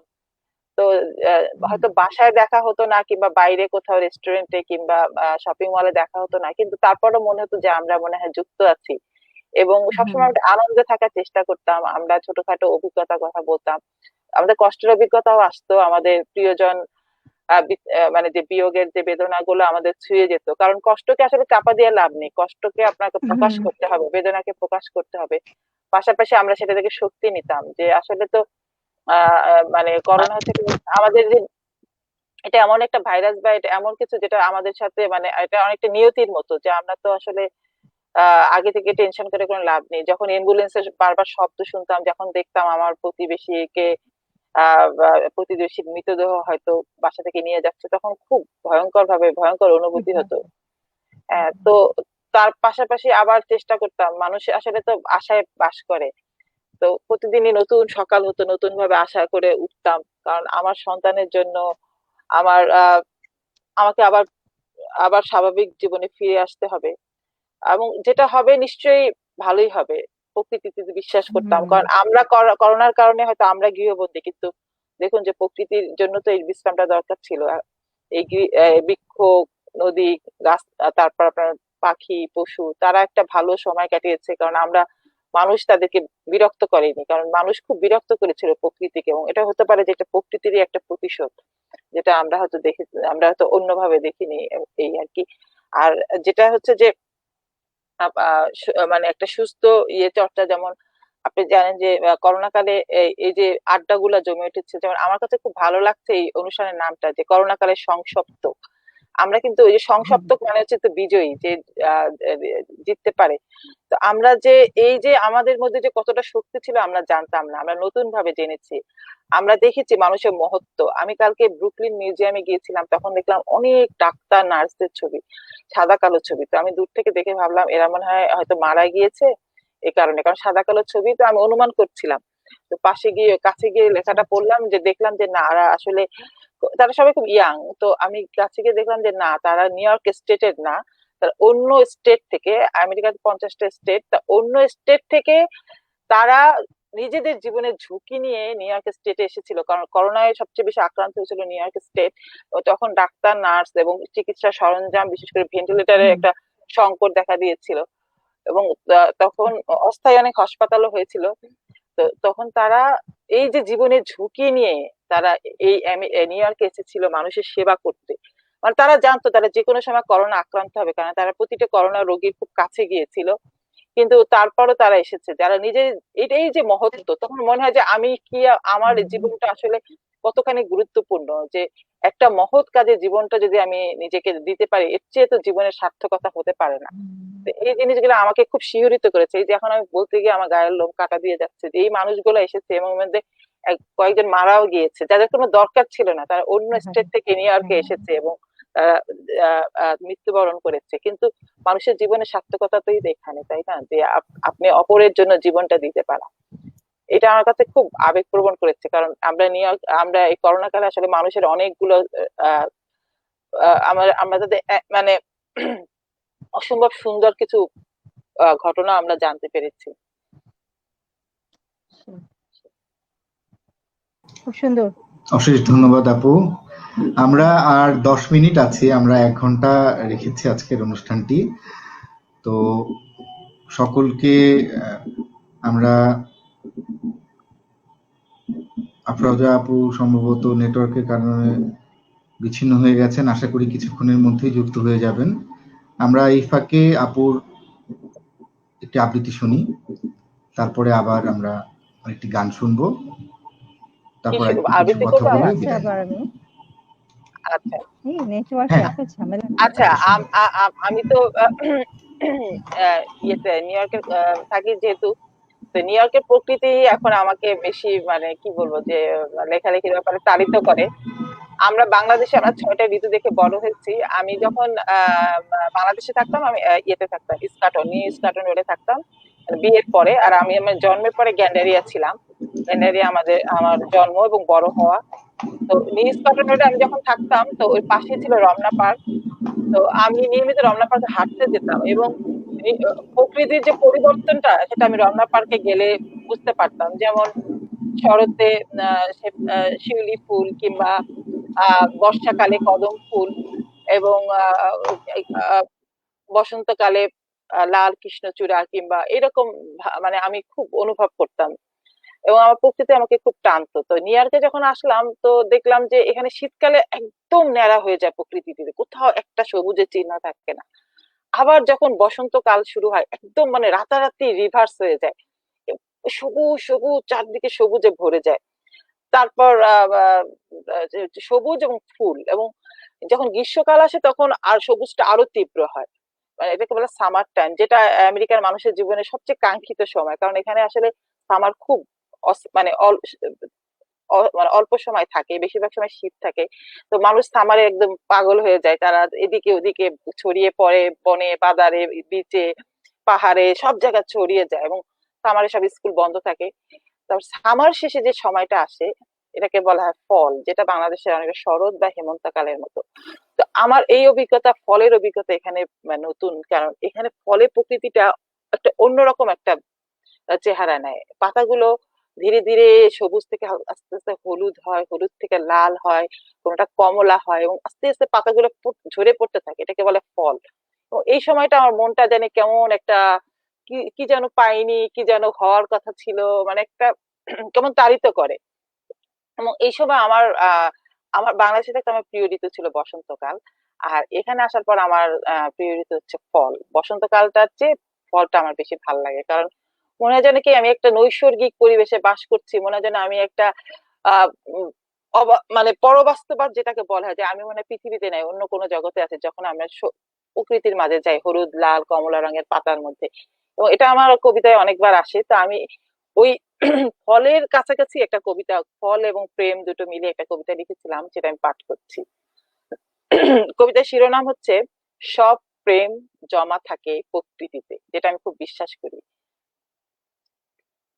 আমি একদিন আমার কিছু গান জমিয়ে রেখেছিলাম প্রকৃতির সিন্ধুকে, তখন আমার তপ্ত বিরহ কাল, হৃদয়ে নিরন্তর রক্তক্ষরণ। একদিন আমার সেই গান মুক্তি পেল, হলো দোয়েল পাখির শীষ, কোকিলের কুহুতান, নির্জন দুপুরে ঘুঘুর মগ্ন সুর। সেই সুর শুনে স্মৃতিভ্রষ্ট তুমি স্মৃতি ফিরে পেলে। হেমন্তের পরন্ত দুপুরে কমলা রঙের পাতা ঝরা দেখতে দেখতে জীবনে প্রথমবার আমার কথা ভেবে তোমার মন সামান্য খারাপ হলো। এইটুকু। ধন্যবাদ আপুকে। আমরা আরেকটি গান শুনি, অনুষ্ঠানের একদম শেষে আমরা চলে এসেছি। আমরা আফরোজা আপুর কণ্ঠে আরেকটি গান শুনি। যে গানটা মনে আসছে, মন হারাবার গান। ওর যেরকম প্রকৃতি দেখে মন হারিয়ে যায়, সেরকম একটা গান করি। রবীন্দ্রসঙ্গীত। হ্যাঁ, আমার মন কেমন করে, আমার মন কেমন করে, কে জানে, কে জানে, কে জানে কাহার তরে, মন কেমন করে, আমার মন কেমন করে, অলস পথে ডাকে গেল যাকে সুদূর দিগন্তরে, আমার মন কেমন করে কে জানে, কে জানে, কে জানে কাহার তরে মন কেমন করে। ভাবনাকে মোর ধাওয়ায় সাগর পাড়ের হাওয়ায়, হাওয়ায় হাওয়ায়, ভাবনাকে মোর ধাওয়ায় স্বপন বলাকা মেলেছে পাখা, আমায় বেঁধেছে কে সোনার পিঞ্জরে, ঘরে আমার মন কেমন করে কে জানে, কে জানে, কে জানে কাহার তরে মন কেমন করে। আপু খুবই সুন্দর। আপু আপনার গানের চর্চাটা কিন্তু খুব নিয়মিত হওয়া দরকার। আপু খুবই ভালো গান করেন এবং আমি করি। আপুর ওয়াহিদুল হক ভাইয়া বেঁচে থাকলে খুব খুশি হতেন আপনার গান শুনে। আমরা খুব আমি ভাগ্যবান যে আমরা ওয়াহিদুল হক ভাইকে পেয়েছিলাম। হ্যাঁ, আমি না, বেসিক্যালি আপু হচ্ছে নজরুল। ছায়ানট থেকে আপু ও আচ্ছা। কোর্স সম্পন্ন করেছেন নজরুল সঙ্গীতের উপরে। কৃতিত্বের সাথে নজরুল সঙ্গীতের উপরে, এবং আপু নিয়মিত চর্চা করেন। আপু অনেক ব্যস্ত থাকেন, তার মধ্যেও আপু হ্যাঁ যে নিয়মিত সেটাই চর্চা বলছি করে যে যাচ্ছেন, এবং আপুর ব্যস্ত। অনেকগুলো হ্যাঁ, অনেকগুলো গান ভিডিও আসছে আছে। ভিডিও গানও আসছে ইউটিউবে আছে, আমি দেখবো। ইউটিউবে। হ্যাঁ হ্যাঁ, হ্যাঁ হ্যাঁ। হ্যাঁ, আমি দেখবো। আমার খুব ভালো আপনারা লাগছে আপু আপনার গান। ডক্টর আফরোজা আফরোজা মোমেন মোমেন। দিয়ে আপনারা সার্চ দিলেই আপনারা পেয়ে যাবেন, এবং গানগুলো অসাধারণ। প্রত্যেকটি গান একটু ভিন্ন হ্যাঁ এই রকম গানটা ভাবে খুব ভালো উপস্থাপন লাগলো। করা হয়েছে, অসাধারণ। হ্যাঁ, চেষ্টা তো করি। আমরা অনুষ্ঠানের শেষের দিকে এসেছি। আপু হুম, কি আরেকটা কবিতা শুনবো আমরা আজকে? হ্যাঁ, আ- শোনা আ- যায়। আচ্ছা আমি একটু যদি আমরা 2 মিনিট। শোভনের কাছ থেকে কিছু শুনে হ্যাঁ নেই। আচ্ছা শোভন তো গান করে, একটা শোভনের গান শুনলেও হতো। না, আমি আসলে আহ, চেষ্টা করছি যে সবাইকেই এখানে করার জন্য। আমি সেই কারণে সময়টা খুব কম নেয়ার চেষ্টা করি, এবং মনিজের চেষ্টাও করি যে মনিজের স্ক্রিনের পিছনে থাকাটাই হচ্ছে বেশি। মনিজা আপুর কবিতা শুনি। আচ্ছা মনিজের মনিজা আপুর কণ্ঠে কবিতা শোনার শুনি। পরে তোমার একটা গান হ্যাঁ। দিয়ে শেষ হ্যাঁ হোক। আচ্ছা। আপু তো রবীন্দ্রসঙ্গীত শোনালেন তো শোভন আমাকে আসলে পরিচয় করিয়ে দিয়েছে বাচিক শিল্পী, যেটা আমি আগে অবশ্যই ছিলাম কণ্ঠশীলনে থাকার সময়, কারণ ওভাবে আমার সাথে শোভনের সাথে পরিচয় কণ্ঠশীলনের মাধ্যমে। তো বারবার যখন বলা হচ্ছে, আমি বারবার আমার নিজের কবিতাই পড়ছি। তো আমি এবার মানে রবীন্দ্রনাথ ঠাকুরের একটা কবিতা পড়ছি, জানি না কতটা সময় আছে, তারপর আমি করলে আমি থামিয়ে দেবো। হ্যাঁ, তো রবীন্দ্রনাথ ঠাকুরের যে কবিতাটা পড়ছে এটা অসমাপ্ত। এটা ওয়াহিদ ভাইয়ের খুব প্রিয় একটা কবিতা ছিল। আপু যখন গান গাচ্ছিল তখন আমার মনে হচ্ছিল যে যদি কবিতাটা মানে কবিতাটা খুব গানটার সাথে যাচ্ছিল, তো এটা আমার মনে পড়ে গেল। তো আমরা কণ্ঠশীলনে যেটা ছিল ওয়াহিদ ভাইয়ের যে নির্দেশটা ছিল যে আমরা সবসময় স্মৃতি থেকে পাঠ হুম, করব, কারণ একটা লেখা যদি তুমি হৃদয়ে ধারণ না করো, মস্তিষ্কে ধারণ না করতে পারো, তাহলে সেটা আসলে কোনো পারফরমেন্স হয় না। যেটা আমি যে কারণে আমি এখন মানে আবৃত্তিটা কম করি, কারণ আমি যদি কবিতাটি মুখস্থ না করতে পারি, আমার চর্চাটা না থাকে, তাহলে আমার মনে হয় না যে আমি কোনো পারফরমেন্স করার আমি দাবি রাখি।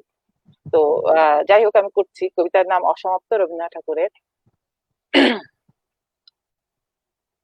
বলো তারে বলো, এতদিনে বুঝি তারে দেখা হলো, তখন বর্ষণ শেষে ছুঁয়েছিল রৌদ্র এসে উন্মিলিত গুলমোড়ের থলো, বনের মন্দির মাঝে তরুর তম্বুরা বাজে, অনন্তের উঠে স্তব গান, চক্ষে জল বহে যায়, নম্র হলো বন্দনায় আমার বিস্মিত মন প্রাণ।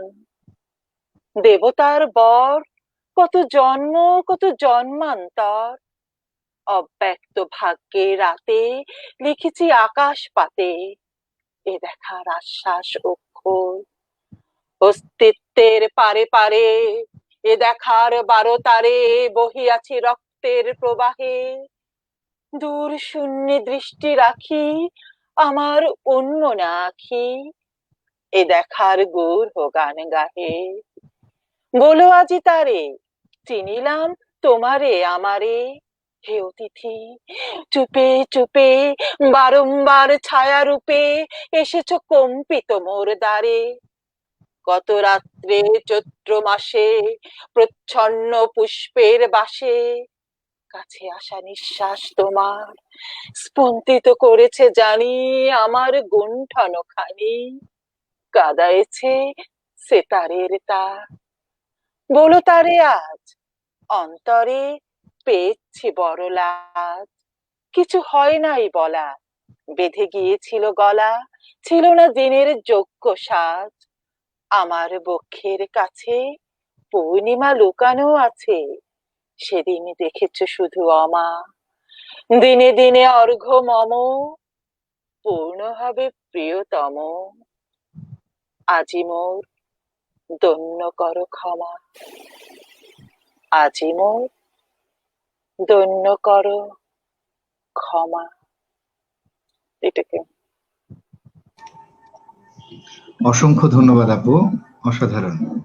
শোভন, তোমার জন্য অনেকদিন পর মানে রবীন্দ্রনাথ ঠাকুরের কবিতা আবৃত্তি করা হলো এবং এই না, অনুষ্ঠানের জন্য আমিও আমিও খুব আনন্দিত যে আমরা এই করোনা কাল না হলে হয়তো আমরা যে যেখানে আছি, যেমন কিছুদিন আগে সুমিত্রা দি আমাদের কণ্ঠশীলনের অনেক পুরনো একজন সদস্য আমাদের সাথে, সুমিত্রা দি পুরো পরিবার সহ যুক্ত হয়েছিলেন। আহ, সুমিত্রা এরপর এখন কোথায় আমাদের থাকে? ও কি আমেরিকা থাকে? সুমিত্রা দি এখন আমেরিকায় থাকেন। আচ্ছা, এরপর আমার সাথে আমাদের ফেসবুকে আছে।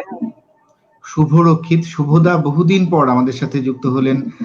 শুভদা এখন সুইডেনে আছেন, আজকের অনুষ্ঠানও দেখছেন শুভদা, এই জন্য ভালো লাগছে যে এই করোনা কালের এই সময়টাতে আমরা কিন্তু যদিও একটা শারীরিক দূরত্ব বজায় রাখছি বা আমাদের যে ইংরেজিতে যেটিকে ডিস্টেন্স বজায় রাখার বিষয়টি বারবার সবাই বলছি, কিন্তু অপরদিকে আরেকটি বিষয় হচ্ছে যে আমরা কিন্তু অনেক জায়গা থেকে আবার সংযুক্তও হচ্ছে এই আমাদের এই ফেসবুক লাইভের মাধ্যমে বা আমাদের বিভিন্ন ইন্টারনেটের মাধ্যমে আমরা কিন্তু যুক্ত হচ্ছি। এটা আমাদের জন্য অনেক পরম পাওয়া।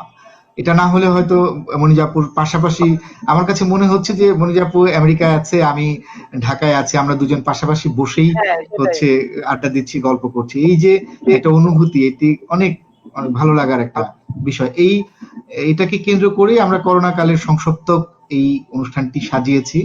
আপনারা জানেন যে এটি আজকে 29তম অনুষ্ঠান চলছে এবং আগামীকাল 30তম পর্বে আমাদের সাথে যুক্ত হবেন রুমানা আফরোজ, রুমা আপু। সেই সাথে যুক্ত হবেন কণ্ঠশিল্পী রুমানা আফরোজ, রুমা আপু কণ্ঠশীলনের একজন একনিষ্ঠ সদস্য এবং তিনি একজন বিশিষ্ট বাচিক শিল্পী। সেই সাথে আমাদের সাথে যুক্ত হবেন বিশিষ্ট কণ্ঠশিল্পী রাজু সরকার ও অমল রায়। তারা লোকসঙ্গীত নিয়ে কাজ করেন। আগামী কালকের অনুষ্ঠান দেখবার আমন্ত্রণ জানাচ্ছি। আর আপুর অনুরোধে আমাদের সময় শেষ হয়ে গেছে আজকে, তারপরও আমি 2 লাইন গাইবার চেষ্টা করছি। যেহেতু আমরা এই প্রতিনিয়ত সংগ্রাম করছি, আমরা করোনার একদিকে তো করোনা, অন্যদিকে জীবিকা আপু যেটি বললেন, আপু হচ্ছে মিডিয়াতেও কাজ করতেন। আপু সব জায়গায় যে সমস্ত জায়গায় আমি মনিজা আপুর কথা বলছি, আপু যে সমস্ত জায়গায় পা রেখেছেন, মানে পদচারণা রেখেছেন, সবগুলো জায়গাতেই হচ্ছে একটা সমৃদ্ধ করেছেন। এবং সেই সাথে আমাদের আরেকজন শিল্পী যিনি ডাক্তার আফরোজা মোমেন, তিনিও এত ব্যস্ততার মধ্যে থেকে কিভাবে কাজ করেন, আমিও মাঝে মধ্যে, আমার খুব প্রিয় দুজন মানুষ আজকে যুক্ত হয়েছেন। এটি আমার জন্য, আমাদের এই কণ্ঠশীলন পরিবার বলি বা আমাদের পুরো এই বলয়ের জন্য আমাদের খুব আনন্দের বিষয়। আমরা তাদের জন্য শুভকামনা জানাই। আর এই যে সংগ্রামের কথাটি বলছিলাম, আমরা সম্প্রতি যে বিষয়টি হচ্ছে ধর্ষণের বিরুদ্ধে আমরা সংগ্রাম করছি, আমরা জীবিকার বিরুদ্ধে সংগ্রাম করছি। আমরা সেদিন একটি মাধ্যমে দেখলাম যে একজন রিক্সাওয়ালার আর্তচিৎকার আমরা শুনতে পারলাম। তার যে জীবন সংগ্রাম, সব মিলিয়ে হচ্ছে সংগ্রামের বিষয়টি এখন বারবার আমাদের আসছে। আর মাথায় যে বিষয়টি আফরোজা আপু বারবার বলছিলেন যে মাথার মধ্যে যখন চিন্তা থাকে, টেনশন থাকে, তখন ভালো কাজগুলো থেকে আমরা প্রতিনিয়ত পিছিয়ে যাই। তো আমি প্রত্যাশা করব যে আমাদের এই সময়টি কেটে যাক, আমরা আবারও হাসি মুখে আমরা আগের মতো সময়ে ফিরে যাব সেই প্রত্যাশা করছি। 2 লাইন গাইবার চেষ্টা করছি। ঠিক আছে। সবাইকে ধন্যবাদ। তোমাদের শোভনকে তো অবশ্যই ধন্যবাদ দিব। ওর ডাকলে তো আর না এসে পারা যায় না। এত সুইট করে ডাকে, আপু আসবেন, একটু গান করবেন। অনেক ব্যস্ততার মাঝখানেও ওকে সাড়া দিতে হয়। তো ছোট্ট ভাই খুবই ভদ্র একটা ছেলে। আমি ওকে চিনি বইমেলা থেকেই অনেকদিন ধরেই। তো আরো করোনা কালে ওর সাথে আরেকটু বেশি পরিচিত হলাম এই সংসপ্তক অনুষ্ঠানে। আরেকটা করেছিলাম এর আগেবার, এটা সেকেন্ড টাইম করছি। আর আজকে মনিজার সাথে দেখা হলো, কথা হলো, খুবই ভালো লাগলো। আশা আপু করি আমারও খুব এটা ভালো লাগলো আমাদের আপনার থাকবে। মতো হ্যাঁ, গুণী একজন মানুষের তোমার সাথে সান্নিধ্যে আসতে পারলাম। হ্যাঁ, আপনার সবাই গানগুলো সত্যি খুব আমরা মনকে ছুঁয়ে গেল সত্যি। এটা আপনার আসলে আমাদের সৃষ্টিকর্তা প্রদত্ত কণ্ঠ। আমার মনে হয় যে আপনি এত ব্যস্ততার মধ্যেও গানটা ধরে রাখতে পেরেছেন, এটা মানে ঈশ্বরের একটা আশীর্বাদ আমি বলবো। একদম, একদম। হ্যাঁ, তো তো আমি 2 থাকবে, লাইন গান তোমার সাথে শুনিয়ে যোগাযোগ থাকবে। হ্যাঁ, হ্যাঁ, হ্যাঁ, শোভনের গান শুনি। অবশ্যই। তুমি কি দেখেছো কভু জীবনের পরাজয়? দুঃখের দহনে করুণ রোদনে তিলে তিলে তার ক্ষয়, তিলে তিলে তার ক্ষয়। তুমি কি দেখেছো কভু জীবনের পরাজয়? দুঃখের দহনে করুণ রোদনে তিলে তিলে তার ক্ষয়, তিলে তিলে তার ক্ষয়। আমি তো দেখেছি কত যে স্বপ্ন মুকুলেই ঝরে যায়, শুকনো পাতার মরমরে বাজে কত সুর বেদনায়। আমি তো দেখেছি কত যে স্বপ্ন মুকুলেই ঝরে যায়, শুকনো পাতার মরমরে বাজে কত সুর বেদনায়। আকাশে বাতাসে নিষ্ফল আশা হাহাকার করে রয়, দুঃখের দহনে করুণ রোদনে তিলে তিলে তার ক্ষয়, তিলে তিলে তার ক্ষয়। তুমি কি দেখেছো কভু জীবনের পরাজয়? দুঃখের দহনে করুণ রোদনে তিলে তিলে তার ক্ষয়, তিলে তিলে তার ক্ষয়। জীবনের পরাজয়। অসংখ্য ধন্যবাদ আজকের দুই কিছু গুণী গান মানুষকে। আছে যেটা চিরন্তন ধ্রুপদী গান, এই গানটা সেরকম। অসংখ্য ধন্যবাদ আপু। ভালো গেয়েছো শোভন, খুবই সুন্দর অনেক গেয়েছো। ভালো, শোভন অনেক গুণের একটা ছেলে। ধন্যবাদ এবং আপু। মনিজা আপু, দর্শকদের উদ্দেশ্যে একটু দুটি কথা বলে আমরা শেষ করব। আপনারা জন্য অনেক শুভেচ্ছা যারা বিভিন্ন জায়গা থেকে শুনছেন। যে আমি খুব ভাগ্যবান যে আমি কণ্ঠশীলনের সাথে যুক্ত হতে পেরেছিলাম। আমার জীবনে একটা বড় সময় গিয়েছে এবং এবং সেই কণ্ঠশীলনেরই আমার কিছু ছোট ভাই বোনরা এই অনুষ্ঠানটি করছে এবং সেখানে আমি আসতে পেরেছি, এটা আমার জন্য খুবই সৌভাগ্যে। এবং আমি আমার জীবনের প্রয়োজনে ঢাকা থেকে এখন নিউ ইয়র্কে থাকি, কিন্তু আমি বাংলাদেশকে আমি সবসময় হৃদয়ে ধারণ করি এবং আমি চেষ্টা করি আমার লেখালেখিতে এই নিউ ইয়র্ক শহরেই আমাদের বাংলাদেশিদের যে জীবনকে তুলে ধরার, বাংলাদেশের সংগ্রামী মানুষের এবং তাদের আশা প্রত্যাশা ভঙ্গ, আবার তাদের পড়ে যাওয়া এবং উঠে দাঁড়ানো। কারণ মানুষ তার আশায় জেগে থাকে, আপনারা আশা হারাবেন না। মানুষ তার স্বপ্নের চেয়েও অনেক বড়। তো আপনারা আপনার স্বপ্নকে জিয়ে রাখবেন। আমি যখন বাংলাদেশ থেকে এখানে আসলাম, আমি বাংলাদেশে একজন ক্রীড়া সাংবাদিক ছিলাম। আমি ইন্ডিপেন্ডেন্ট টেলিভিশনের স্পোর্টস এডিটর ছিলাম, কিন্তু এখানে এসে আমার কোনো আইডেন্টিটি ছিল না। আমি একজন সাধারণ মা, সাধারণ গৃহবধূ হয়ে গেছিলাম। তখন আমি দ্বিতীয় সত্তা, আমার লেখালেখি সত্তাকে আঁকড়ে ধরলাম, কারণ আমি আপনার স্বপ্নটাকে মরতে দেইনি। এবং আমি এখন নিজেকে লেখক হিসাবে পরিচয় দিতে বেশি স্বাচ্ছন্দ্য বোধ করি এবং এভাবে আমি আবার নতুন পরিচয় নিজেকে খুঁজে পেলাম। তো মানুষ আসলে সবসময় তার চেষ্টাটা চালিয়ে যেতে হবে, এমন না যে আমাকে খুব গন্তব্যে পৌঁছাতে হবে, আমি হয়তো অনেক বড় কিছু হবে তা নয়। চলাটাই জীবন এবং চলার পথে যে চারপাশে যে আপনার যে সবকিছু তাকে নিয়ে চলা এবং সবকিছু অনুভব করে চলা এবং পাশের মানুষকে নিয়ে চলা, যতটা জীবনে ইতিবাচক থাকা এবং সবচেয়ে যেটা গুরুত্বপূর্ণ, যেটা স্বামী বিবেকানন্দ বলেছেন যে পৃথিবীতে কোন একটা চিহ্ন রেখে যাওয়া। তো সবসময় এটাই ভাবি, জানি না কতটা পারবো, জানি না গন্তব্যে পৌঁছাতে পারবো কিনা, তবে চেষ্টাটা রাখবো। সবাইকে ধন্যবাদ। অসংখ্য অসংখ্য ধন্যবাদ। সবাইকে আফরোজা আপুকে অনুরোধ করছি যে দর্শকদের একটু ধন্যবাদ দিয়ে আজকের অনুষ্ঠান শেষ করব। দর্শকদের সবাইকে অসংখ্য ধন্যবাদ আমাদেরকে শুনবার জন্য। আর সামনে আরো প্রোগ্রাম হবে, আমরা আবার একসাথে শুনবো, দেখবো সংসপ্তাহ প্রোগ্রাম। এই বলে শেষ করছি। সবাইকে একদম একদম। দর্শকদের আমরা প্রতি অনুষ্ঠানে যে কথাটি বলি যে আমরা এই করোনাকালীন সময়ে একটু বিশেষ স্বাস্থ্যের যত্ন নিব এবং আমাদের স্বাস্থ্যবিধি মেনে চলবো, এই প্রত্যাশা করছি এবং সকলের সুস্বাস্থ্য সুন্দর জীবন কামনা করে আজকের অনুষ্ঠান শেষ করছি। আগামীকাল ঠিক 7:30টায় আবারও করোনাকালের সংসপ্ত 30তম পর্ব নিয়ে আমরা উপস্থিত হব। আশা করছি আমাদের সাথে থাকবেন।